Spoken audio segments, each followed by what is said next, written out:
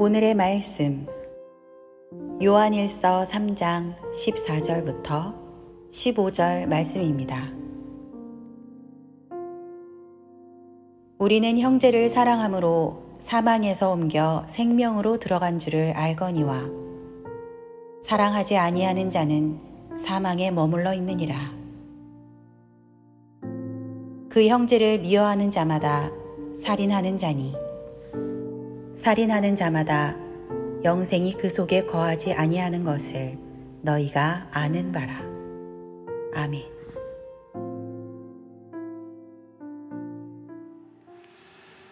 어떻게 한 주간 잘 지내셨습니까? 잘 지냈다는 것은 그만큼 잘 살았다는 것이겠죠. 잘 산다는 것은 다른 게 아닙니다. 내가 마땅히 해야 할 일을 잘하며 살면 그것이 이제 잘 사는 것이겠죠. 우리 그런 의미에서 다시 한번 옆에 있는 분들과 이번에는 이렇게 한번 인사를 나눴으면 좋겠습니다. 한 주간 잘 사셨습니까?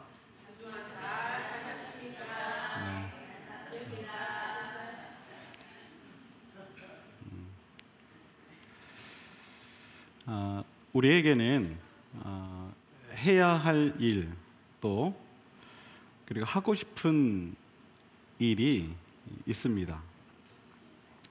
해야 할 일은 하기 싫어도 꼭 해야 하는 그런 일을 말하고, 하고 싶은 일은 꼭 하지 않아도 되는 그런 일을 말합니다. 선택의 문제가 그런 여지가 있는 일을 말하는 것이겠죠. 이 두 가지 일, 해야 할 일과 또 하고 싶은 일을 잘 우리가 구별할 때 우리는 우리의 인생이 낭비되는 것을 막을 수가 있습니다. 그렇다면 우리가 이 그리스도인으로 살아가면서 꼭 해야 할 일이 있을 텐데 과연 그것이 무엇일까? 그것은 바로 하나님을 사랑하는 일과 그리고 이웃을 사랑하는 그러한 일인 줄로 믿습니다. 이것이 그리스도인 된 우리가 꼭 해야 할, 아니 해야만 할 그러한 일이라는 것입니다. 이 두 가지는 우리가 그리스도인으로 살아갈 때에 선택의 문제가 아닌 필수의 문제라는 것입니다. 물론 그 이유는 하나님을 사랑하고 또 이웃을 사랑하는 것이 가장 큰 계명이라고 주님께서 말씀하셨기 때문입니다. 예수님께서는 하나님의 자녀된 우리에게 이처럼 이 사랑에 관한 가르침을 참 많이 주셨죠. 요한복음 15장 12절을 보면 내 계명은 곧 내가 너희를 사랑한 것 같이 너희도 서로 사랑하라 하는 이것이니라 라는 말씀이 기록되어 있고요. 요한복음 13장 34절을 보면 새 계명을 너희에게 주노니 서로 사랑하라. 내가 너희를 사랑한 것 같이 너희도 서로 사랑하라 라고 또한 우리에게 말씀을 하셨습니다. 누가복음 10장 27절을 보면 대답하여 이르되 내 마음을 다하며 목숨을 다하며 힘을 다하며 뜻을 다하여 주 너의 하나님을 사랑하고 또한 내 이웃을 내 자신같이 사랑하라 하였나이다. 또한 마태복음 5장 44절부터 47절까지 말씀을 보게 되면 이런 말씀들이 기록되어 있습니다. 나는 너희에게 이르노니 너희 원수를 사랑하며, 사랑하는 우리 비상그림교회 성도 여러분, 원수를 사랑하십시오. 우리 옆에 있는 분 바라보면서 내가 당신을 사랑합니다 이렇게 한번 얘기해 볼까요? 여러분, 이것이 성경적 가르침입니다. 자, 원수를 사랑하며 너희를 박해하는 자를 위하여 기도하라. 너희가 너희를 사랑하는 자를 사랑하면 무슨 상이 있으리요? 세리도 이같이 아니하느냐? 너희가 너희 형제에게만 무난하면 남보다 더하는 것이 무엇이냐? 이방인들도 이같이 아니하느냐라고 말씀하고 있는 것을 보게 됩니다. 예수님께서는 이처럼 이 사랑에 관한 교훈의 말씀을 우리에게 참 많이 남겨주셨습니다. 사랑하라. 심지어 원수까지 사랑하라. 너희를 핍박하는 자들 위해 기도하라. 그렇게 말씀을 하셨죠. 오늘 본문도 보면 바로 이러한 이 사랑에 관한 그러한 가르침의 말씀이 나옵니다. 그 가운데서도 이제 형제 사랑에 관한 그런 말씀이 나오죠. 14절에 보면 이런 말씀이 기록되어 있습니다. 우리는 형제를 사랑함으로 사망에서 옮겨 생명으로 들어간 줄을 알거니와, 이런 말씀이 기록되어 있습니다. 형제를 사랑함으로 사망에서 옮겨 생명으로 들어간 줄 알게 되었다. 이 말은 우리가 형제를 사랑할 때 우리 자신이 사망에서 생명으로 옮겨진다는 사실을 알게 된다라는 그런 말씀입니다. 형제를 사랑할 때 죽었던 나의 영혼이 다시 살아남을 깨닫게 된다라는 것이죠. 즉 사망에서 생명으로 옮겨지는 일이 어디에 있다는 겁니까, 여러분? 형제를 사랑함에 있다는 거예요. 사랑함에 있다. 여러분, 이게 얼마나 놀라운 일입니까? 우리가 형제를 사랑하게 될 때 그 사랑을 통해 우리 자신이 사망에서 생명으로 옮겨지게 되는 일이 우리 모두에게 일어나게 되어 또한 그것을 깨닫게 된다라는 것입니다. 그러니 여러분, 형제를 사랑하는 것이 얼마나 중요한 일이겠습니까? 사랑에는요, 이처럼 이 놀라운 생명의 비밀이 숨겨져 있는 것입니다. 그냥 사랑하는 것이 아니라는 것이죠. 내가 사랑할 때 나의 영혼이 살아나고 또 나의 사랑을 통해 많은 이들의 생명이 살아난다라는 겁니다. 영혼을 살리는 힘이 바로 이 사랑 안에 있다는 것이죠. 그렇다면 왜 사랑이 곧 생명이 되는 것인가? 성경에 나오는 이 생명이란 단어의 의미를 보면은요, 이렇습니다. 사람이나 동물이 살아서 숨쉬고 활동할 수 있게 하는 힘, 그런 의미가 있습니다. 창세기 1장을 보면 하나님께서 천지를 창조하실 때 셋째 날에 가서 비로소 처음으로 생명체를 창조하시게 됩니다. 성경은 모든 생명이 바로 이처럼 하나님에 의해 창조되었음을 우리에게 알려주고 있습니다. 우리 인간도 마찬가지입니다. 본래 흙에 불과했던 인간도 하나님께서 그 코에 생기를 불어넣게 되자 생명을 갖게 되는 그런 존재가 되었다. 성경은 그렇게 기록되어 있습니다. 하나님께서 숨을 불어넣으시자 살아났다는 것이죠. 살아났다. 이처럼 모든 생명이 하나님에 의해 창조되어졌다는 것은 곧 하나님께서 모든 생명의 주인이심을 깨닫게 하는 그런 말씀입니다. 내 생명도 또 내 옆에 있는 형제와 자매의 생명도 모두 누구의 것이라는 것입니까, 여러분? 하나님의 것이다 라는 거예요. 나의 생명 또한 하나님께서 주관하시는 것이고 옆에 있는 형제의 생명 또한 하나님께서 주관하신다는 것이죠. 우리 이 사실을 알아야 돼요. 다시 말해서 내 생명이 소중하듯이 내 옆에 있는 형제 자매의 생명 또한 소중하다는 사실을 우리는 깨달아 알아야 하는 것입니다. 여러분, 예수님께서 왜 내 이웃을 사랑하라 그렇게 말씀하셨을까요? 그것도 내 자신을 사랑하는 것 같이 그렇게 사랑하라, 왜 그렇게 말씀을 하셨을까요? 그 해답도 이런 이 생명의 소중함을 깨닫게 될 때 우리는 쉽게 이해할 수 있게 됩니다. 내 생명이 소중하면 다른 사람의 생명도 소중하기 때문입니다. 그 소중함을 아는 시작이 무엇이냐? 바로 사랑이라는 것이죠.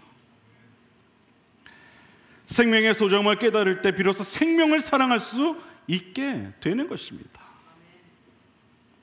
여러분, 우리가 누군가를 사랑하게 될 때요, 그 사람의 외모를 보고 사랑하는 게 아니죠. 그 사람의 그 영혼을 사랑하는 거예요. 그 생명을 사랑하는 거예요. 그럴 때 진실된 사랑을 할 수 있게 되는 것이죠. 사실 형제를 사랑한다는 것은 마음처럼 그렇게 쉽게 할 수 있는 것은 아닙니다.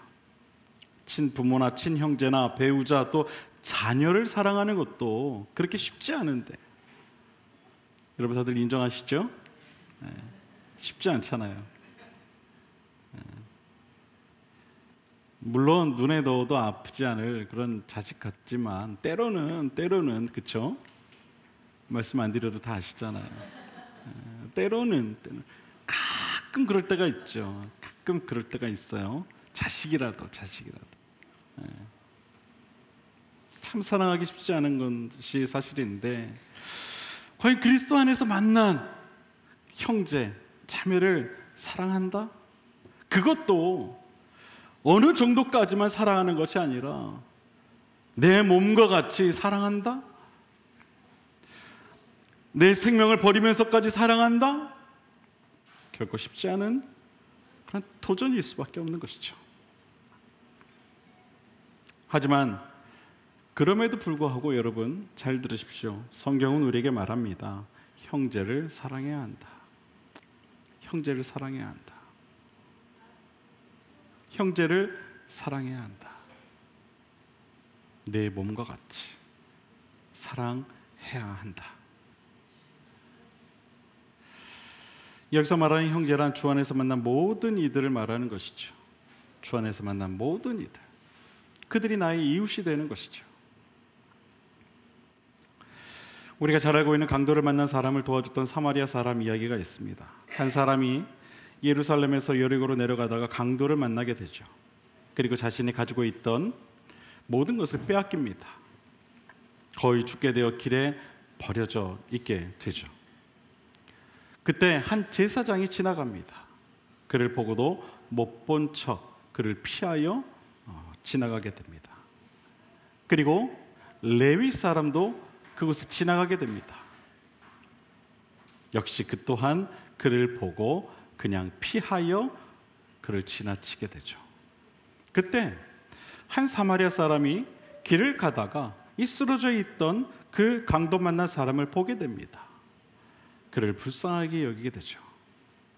그 상처를 싸매주고 자신이 타고 오던 짐승이 그를 태워 가까운 여관까지 그를 데려가게 됩니다. 뿐만 아니라 이 강도 만난 사람을 잘 보살펴 줄 것을 부탁하며 자신의 돈까지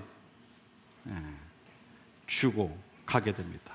그리고 혹시 만약에 돈이 더 들게 되면 자신이 여행을 마치고 돌아오는 길에 그 또한 자신이 지불할 것을 약속하게 됩니다. 여러분에게 묻겠습니다. 여러분 생각엔 과연 이 강도 만난 사람의 이웃은 누구였다고 생각하십니까? 제사장이었습니까? 레위 사람이었습니까? 아니면 사마리아 사람이었습니까? 사마리아 사람이야말로 진정으로 이 강도 만난 사람의 참 이웃이었던 것입니다. 이유는 이 제사장과 레위 사람은 그 강도 많은 사람을 보고도 그냥 지나쳐갔지만 이 사마리아 사람은 강도 만난 사람을 사랑으로 살펴주었기 때문입니다. 이웃 사랑, 그것은 성경이 가르치는 가장 큰 계명 중 하나입니다. 첫째는 하나님을 사랑하는 것이고 둘째는 이웃을 사랑하는 것이라 성경은 우리에게 그렇게 말합니다. 그것이 가장 큰 계명이다. 주님께서 우리에게 그렇게 말씀하셨죠. 하나님 안에서 참 이웃이 되어주고 참 형제가 되어주는 것은 자신의 희생과 헌신이 없어서는 결코 안 되는 것입니다. 하나님 안에서 누군가를 위해 자신을 내어주는 것, 비록 그로 인해 자신이 희생을 해야 할지라도 기꺼이 자신을 내어줄 때 비로소 그가 참 이웃이요 또한 참 형제가 되는 줄로 믿습니다. 오늘 본문은 우리에게 이야기합니다. 우리는 형제를 사랑함으로 사망에서 옮겨 생명으로 들어간 줄을 알거니와 사랑하지 아니하는 자는 사망에 머물러 있느니라. 그 형제를 미워하는 자마다 살인하는 자니 살인하는 자마다 영생이 그 속에 거하지 아니하는 것을 너희가 아는 바라. 형제를 사랑하는 것이 곧 생명으로 들어가는 것이며 사랑하지 않으면 누구도 그러한 그 생명에 들어갈 수 없다라고 말을 하고 있습니다. 이혜인 수녀는 사랑하는 일에 대해 이런 이야기를 했습니다. 사랑이라는 것은 일상에서 수없이 보게 되는 고통과 슬픔과 고난에 대한 동참과 노력에 의한 산물입니다. 사랑도 노력이 있어야 한다는 것이죠. 사랑도. 어떤 노력이냐? 바로 이웃의 고통과 슬픔과 아픔에 동참하고자 하는 그러한 노력입니다. 그런 노력의 산물이 바로 사랑이라는 것이죠. 사랑과 자비의 삶을 살았던 테레사 수녀는 이런 말을 했습니다. 사람들은 불합리하고 비논리적이고 자기중심적이다. 그래도 사랑하라. 육체의 병은 약으로 치료할 수 있지만 고독, 절망, 좌절의 유일한 치료제는 사랑이기 때문이다. 사랑은 모든 죽어가는 이들의 생명을 살리는 유일한 치료제인 줄 여러분 믿으시길 바랍니다. 내 생명뿐만 아니라 곁에 있는 형제와 자매의 생명을 살리는 유일한 치료제가 바로 이 사랑이라는 것입니다. 주님께서 왜 가장 큰 계명이 하나님을 사랑하는 것이고 내 이웃을 사랑하는 것이라 말씀하셨는지 우리는 다시 한번 깨달아야 합니다. 왜 그런 말씀을 하셨는가? 바로 그 사랑이 우리 모두를 살릴 수 있기 때문이죠. 하영조 목사님께서 쓰신 사랑하는 당신에게라는 책에 보면 이런 글이 실려 있습니다. 사랑할수록 그 대가는 더 큰 것입니다. 소중한 것은 쉽게 얻어지지 않습니다.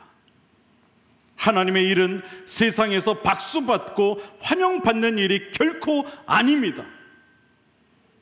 쓰라린 대가를 치르는 일입니다.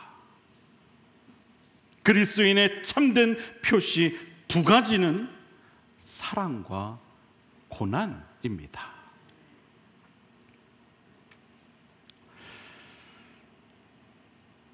사랑하는 여러분, 사랑은 그냥 이루어지지 않습니다.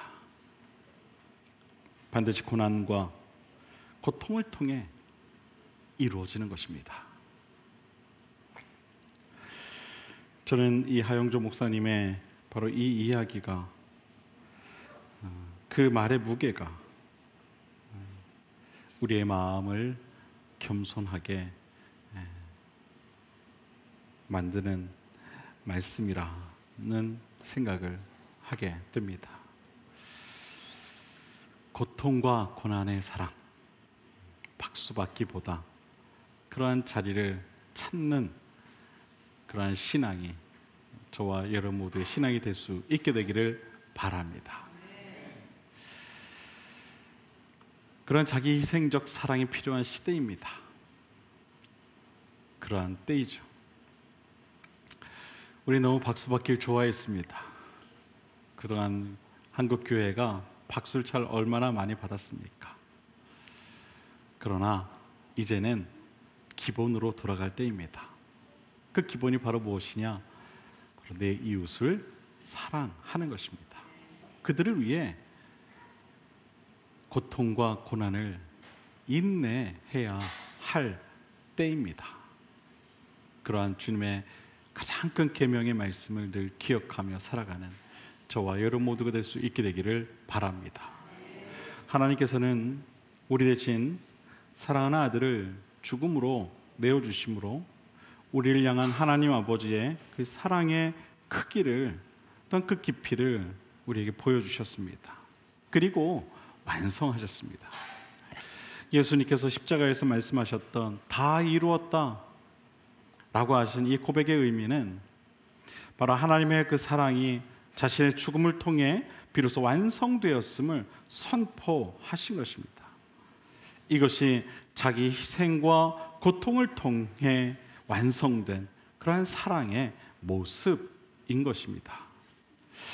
사랑에는 분명 고난과 고통이 동반됩니다.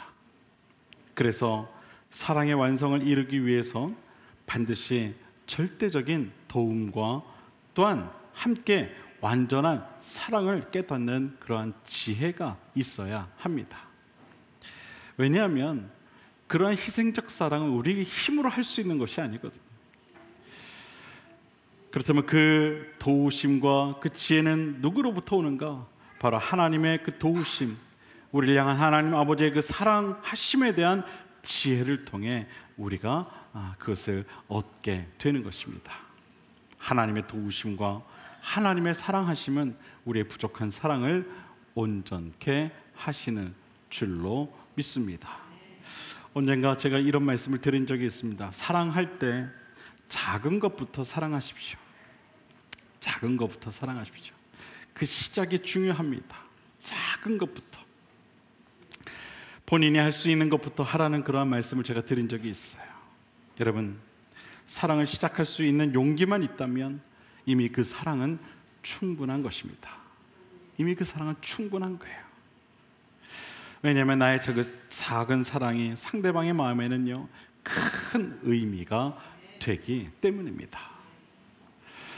사랑은 멀리 있는 것이 아닙니다. 우리 주위에 도움의 손길이 필요한 이들을 돌아보는 것, 그것이 바로 사랑인 줄로 믿으시기를 바랍니다. 가깝게는 가족들이 될 수도 있고요, 멀리는 여러분이 미디어를 통해 이 관계를 맺고 있는 그런 여러분의 그런 이웃들이 될 수도 있겠죠. 사랑하는 방법은 직접 도움에 동참할 수도 있고, 또 그렇지 못할 경우에는요 그를 위해 기도할 수도 있는 것입니다. 사랑하면 따뜻한 마음이 살아나게 되고 모든 일에 있어서 넉넉한 그러한 마음을 갖게 될 것입니다. 사랑하면 우리 모두에게 살아갈 힘과 용기가 되어주는 새로운 생명이 우리에게 찾아올 것입니다. 바라기는 오직 사랑으로, 오직 사랑으로, 사랑함으로 새로운 생명을 찾아 살아가는 그러한 저와 여러분 모두가 될 수 있게 되기를 주님의 이름으로 간절히 축원을 드립니다. 사랑하는 여러분, 저를 좀 봐주십시오. 여러분에게 중요한 말씀을 드리려고 해요. 저를 한번 봐주십시오. 사랑하십시오. 하나님을 사랑하시고 여러분의 형제 자매된 이웃들을 꼭 사랑하십시오. 사랑할 때 여러분이 숨을 쉬게 될 것이고, 여러분에게 사랑을 통해 또 다른 생명이 살아나게 되는 놀라운 기적과 같은 일이 있게 될 것입니다. 기도하겠습니다.